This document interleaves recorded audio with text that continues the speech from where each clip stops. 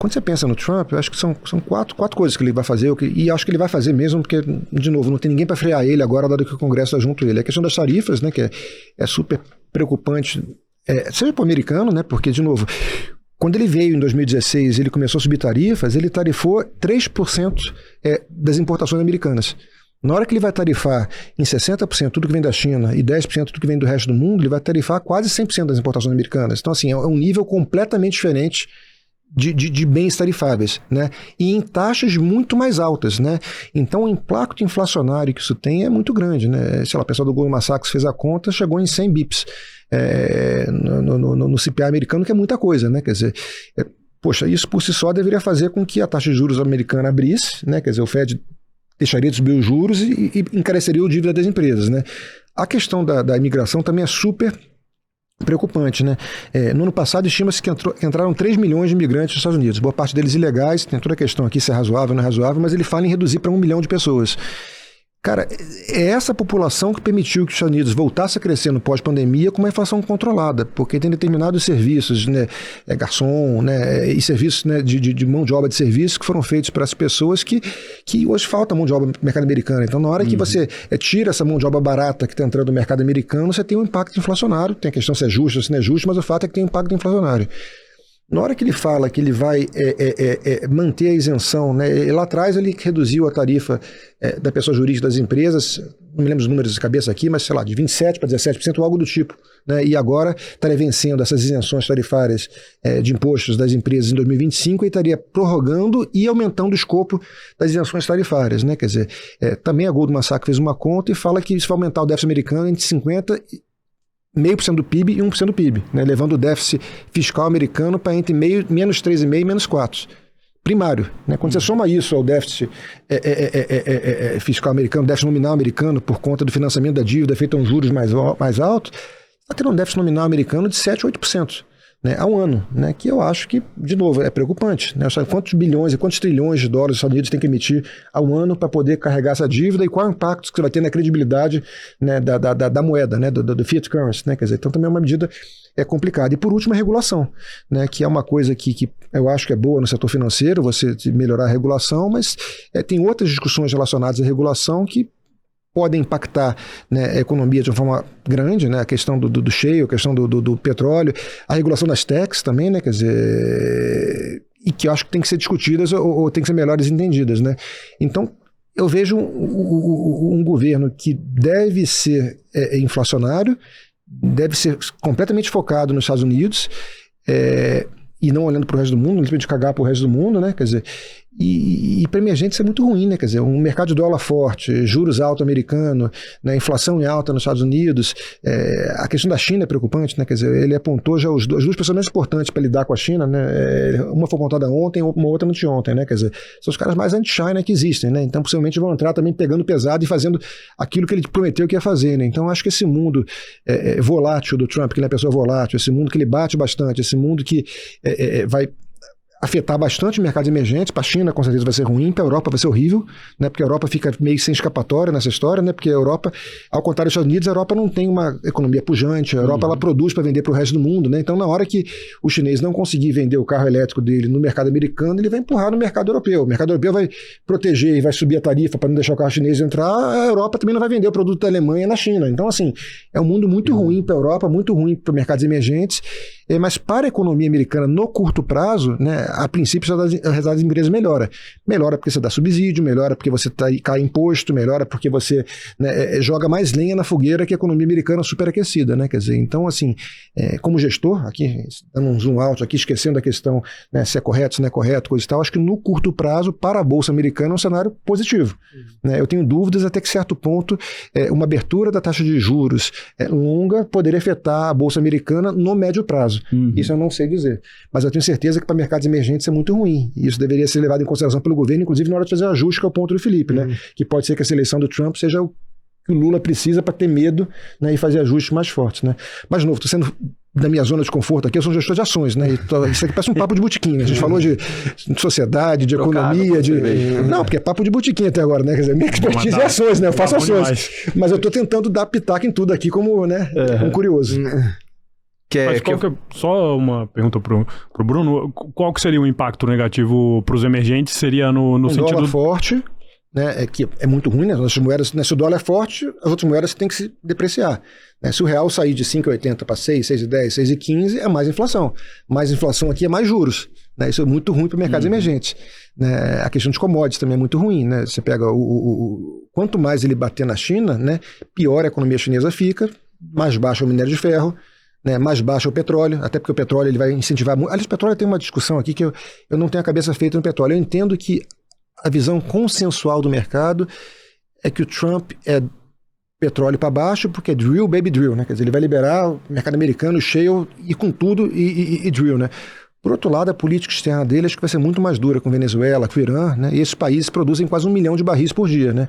Então a dúvida que eu tenho é na questão temporal, né? Se ele endurece com Venezuela e Irã em janeiro e fevereiro e tira 1 milhão de barris por dia do mercado, se isso tende a fazer mais preço do que o eventual acréscimo da produção americana de shale que vem ao longo do tempo. Até porque, verdade seja dita, as empresas de shale americanas já têm vida própria, não precisa do governo para poder aumentar a produção, né? Mas tudo mais constante, eu acho ainda que o petróleo é para baixo. Petróleo para baixo, minério de ferro para baixo, soja para baixo, isso é muito ruim para a economia brasileira. E em questão de fluxo de dinheiro estrangeiro vindo para o Brasil? Olha, se a economia americana continuar pujante e as empresas lá tiverem subsídios e pagarem menos impostos e ele chegar na parte de AI e falar, puta, não tem mais regulação de AI, agora pode tudo, né? Quer dizer, as empresas continuarem se desenvolvendo na velocidade que elas estão se desenvolvendo, é muito difícil você atrair capital para países emergentes, né? Quer dizer, o dinheiro para emergentes ele vem atrás de crescimento. Né? Se você tem crescimento dentro de casa, para que você vai sair da piscina quente, né? Como jacuzzi americana que ele falou. Como o Alckmin falou aí, né? Você não precisa, quer dizer, então assim, o mercado acaba ficando com dinheiro lá, né? A verdade é que hoje nos Estados Unidos as grandes teses de crescimento mundiais é AI, é e-commerce, é EdTech, é GL1, tá tudo no mercado americano, você não precisa sair de lá para poder comprar, né? Quer dizer, então assim, fica cada vez pior a nossa vida, né? Tendo os Estados Unidos como um cuja oportunidade com toda essa empurrão que ele pode eventualmente dar no curto prazo. E agora ainda tem a questão de uma das propostas que ele venceu ali, que é fortalecer o ecossistema cripto como um todo, né? Que é mais um ponto ali pro mercado. Mais uma coisa que drena a capital do mais mercado. Mais uma coisa, né? E que tira também, aqui no Brasil mais também. Mais um aspirador de pó, né? Perfeito. Você já chegou a operar cripto ou ainda não? Já lá nos fundos da Trust? Não. Aliás, eu vi que a Verde comprou. Eu ia falar, era eu vi hoje, né? O ponto que eu ia fazer era esse, né? Assim como tô me sentindo um dinossauro, que eu nunca operei, né? Já tá lá, já dá pra ver quanto que a Verde ganhou comprou no dia 5, né? Um dia antes da eleição. O Felipão é entusiasta de cripto, né? Com um pouquinho, né? Acho que compõe bem os portfólios, né? A gente já tava defendendo muito, aumentou nas carteiras aqui, bem na cara do Trump também, e publicou, né? Não estamos copiando o Stuberger aqui, a gente já publicou isso antes. E acho de fato, né, muito pró e até tem todo esse componente do J.D. Vance, principalmente, né, dessa infraestrutura de blockchain, principalmente para DeFi, pegando a Solana e o Ethereum, deve ser mesmo um momento muito favorável, mas tem também essa preocupação, que é uma preocupação que eu também tenho, de que a dívida americana, essa história já estava com uma cara ruim, fica uma cara mais feia ainda, então isso aqui deveria ser ruim pro dólar. Mas ruim pro dólar contra quem? Porque a Europa não dá também, que tá super complicada. A China tá complicada, não é contra o real que essa história vai bem. Então é contra o ouro e contra o Bitcoin, né? Então, e a própria China, você não vai deixar o seu dinheiro em Treasury num cenário desse, né? Como você não vai ter tudo em ouro e Bitcoin, você acaba indo para ações, que são ativo real. Que mitigam risco. Exatamente. Então, você não queria ter bonds, num cenário desse, você deveria querer ter mais equity, né? Perfeito. Eu concordo, acho que são super riscos, assim, acho até adicionaria, vale como leitura recomendada, tem o Fukuyama falando no Financial Times, todos os riscos que o Trump impõe para a independência do judiciário americano, a perseguição à imprensa, o que pode fazer de deportação dos imigrantes, né, de uma questão humanitária, assim, para quem era o país, né, das oportunidades e tal, também é uma questão super complexa, o quanto ele pode deixar a Ucrânia na mão, isso representa um avanço da Rússia e a Rússia eventualmente recompondo o Império Russo e todas as fronteiras pós-45 sendo questionadas. Então, esse é um perigo. E o Ian Bremmer ontem também num TED Talks ali da Eurásia falando como ele, um pouco dessa história do rei está nu, né, também, de como ele vai estar cercado, como teve muita gente que no Trump 1 era amigo e acabou brigando com ele, até pela personalidade meio dionisíaca dele ali, né? E hoje ele tem um círculo muito fechado e que para você estar perto dele tem que ser só quem concorda e quem ele confia muito. Isso é muito ruim. Só pequenas ponderações aqui também, porque eu acho que o Trump é um pouco mais ambíguo e não tá tão óbvio para mim. Porque essa história do Trump muito arisco e muito imprevisível também, ele pode ser um mecanismo de dissuasão para os demais. Né? A bomba atômica, ela é um mecanismo de guerra ou de paz? Quando você usa, né, Nagasaki e Hiroshima devem ter uma resposta bem clara para isso, mas os demais é um mecanismo de paz. Você não quer brigar com o cara que tem a bomba. Né? Então, quando você tem um outro com um antagonista que pode reagir com você de uma forma bastante... Você se comporta um pouco mais. Então, Quem faz o adulto na sala?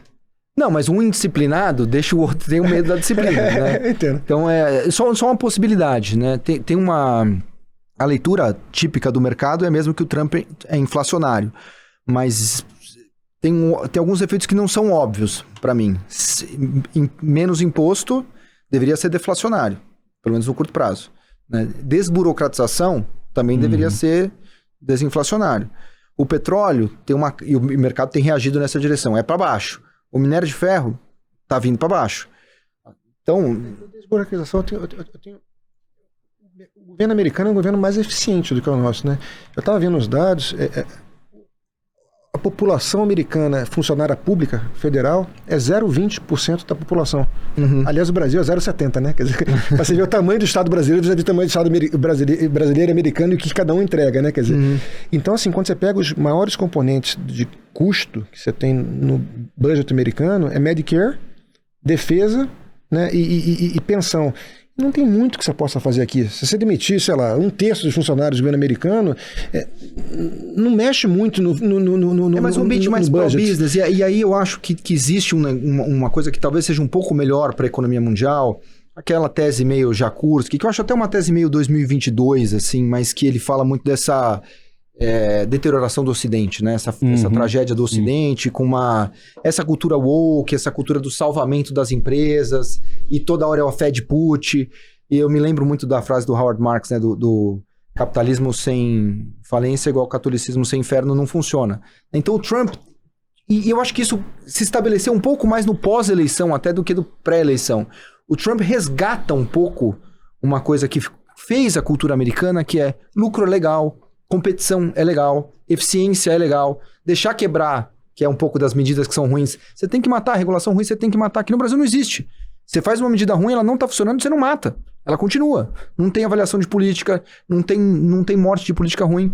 E o Trump, ele resgata um pouco, né, dos animal spirits e tal, que poderia flertar com o aumento do supply side americano também, que flertaria um pouco com uma inflação que não é óbvia para mim que ela é tão alta quanto o mercado está imaginando. A questão fiscal me preocupa um pouco mais, porque de fato não há essa discussão. Simplesmente essa discussão está alijada do debate, a gente não fala, e a trajetória tem uma cara feia, né? Isso aqui não é uma cara ruim, mesmo a trajetória fiscal americana. E para emergentes eu acho dúbio também, porque tudo isso que o Bruno falou é super verdade, mas eu acho que hoje, especificamente hoje, acho que até maio o externo fez mais preço no Brasil, com juro muito alto. A partir de quando o mercado reprecificou, né, aqueles 6, 7 cortes de juro que iam ter no ano, começando em março, quando o mercado levou para aquela ideia, não, o Fed vai ter que subir esse ano, acho que isso fez muito preço até maio. A partir de maio, o idiosincrático brasileiro começou a deteriorar tanto que isso fez mais preço. Hoje, eu acho que o idiosincrático brasileiro faz mais preço do que propriamente o externo. A não ser que o externo, né, passa de um ponto também que ele começa a fazer muito preço. Mas hoje, eu acho que a falta do fiscal brasileiro importa mais para a dinâmica de preço local. E eu acho que o Trump, nesse sentido, ele dá um senso de urgência que não necessariamente tinha. E empurra um zeitgeist pró-mercado, menos Estado, pró-direita, menos esquerda. Então eu acho que os efeitos do Trump, embora eu concorde com todos esses que o Bruno colocou, o efeito líquido é menos óbvio para mim do que o Trump Trade clássico. Uma coisa que me chamou a atenção, pelo menos ali acompanhando a bolha do Twitter ali, foram alguns investidores, inclusive, relevantes ali, né? Acho que o principal ali que se posicionou pró-Trump foi o Bill Ackman mesmo, ele tava... É que ele é muito anti-woke esse aí, né? Inclusive ele tava uma questão com a esposa dele. Mesmo, né? O Musk foi clássico, mas a PayPal Mafia ali, o Peter Thiel, apesar de não ter conta lá, estava também bem vocal sobre essa questão. Então, teve uma questão ali também desse lado mais pró-business ali, apoiando o Trump de uma forma bem explícita, que não aconteceu na primeira vez que ele... anti-regulação, né? Gostou desse corte, né? Então que tal assistir o episódio completo? Clica aqui e assista ele na íntegra. Ou então você pode clicar aqui e ver mais um corte desse mesmo episódio.